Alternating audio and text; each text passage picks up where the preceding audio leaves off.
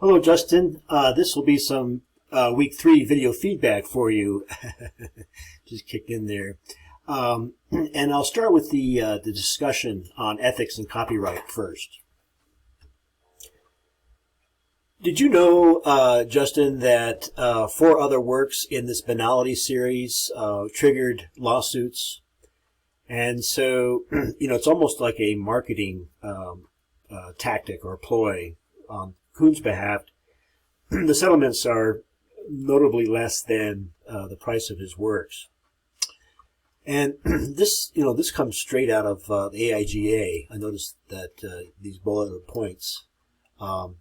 There is definitely an ethical dimension to design, and part of it, I think, is because of its reach. So it is something that we need to be aware of. Exemplary post, I'm glad that you included resources. And your example of the Prince versus Cario is a good one.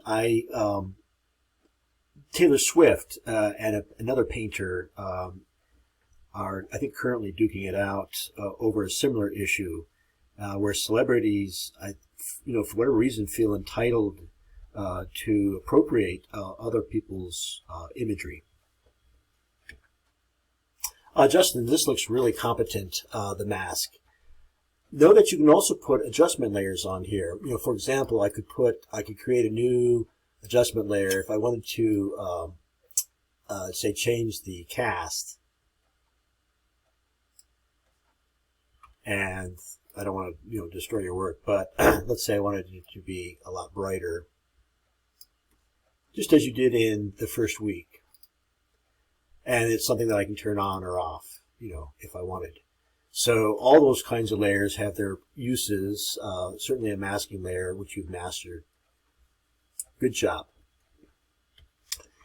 Just one thing I wanted to also look at was the image size. And, I don't expect you to make this full page, although that might be really beautiful. I see that at about 8 by 5, it's 300 dpi. It looks pretty crisp, You could probably get away with this being quite large on your page.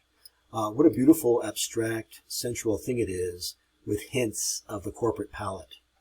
Nice choice. Justin, here is your Illustrator file.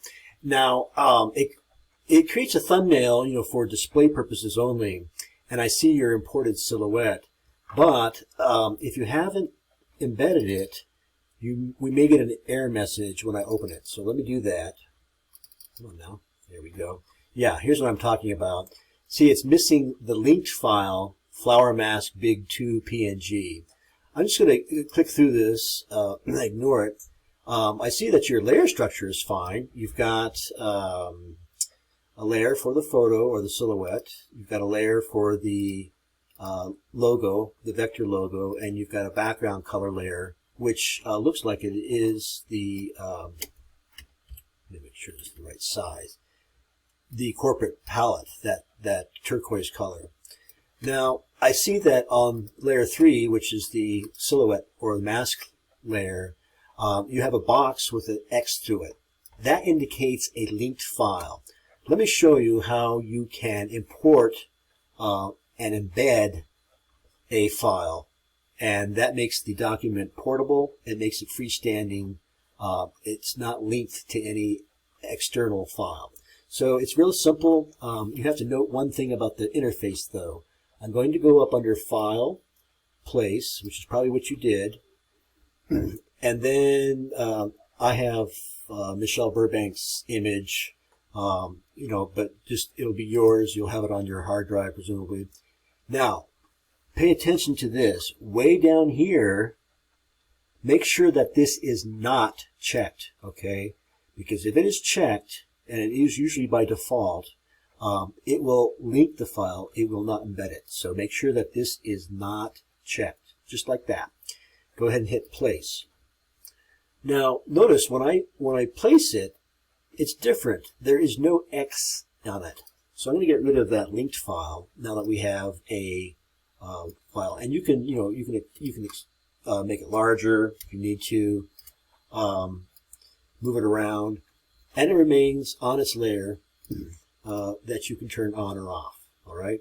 So I hope that makes sense. But that's how I would do an embedded image.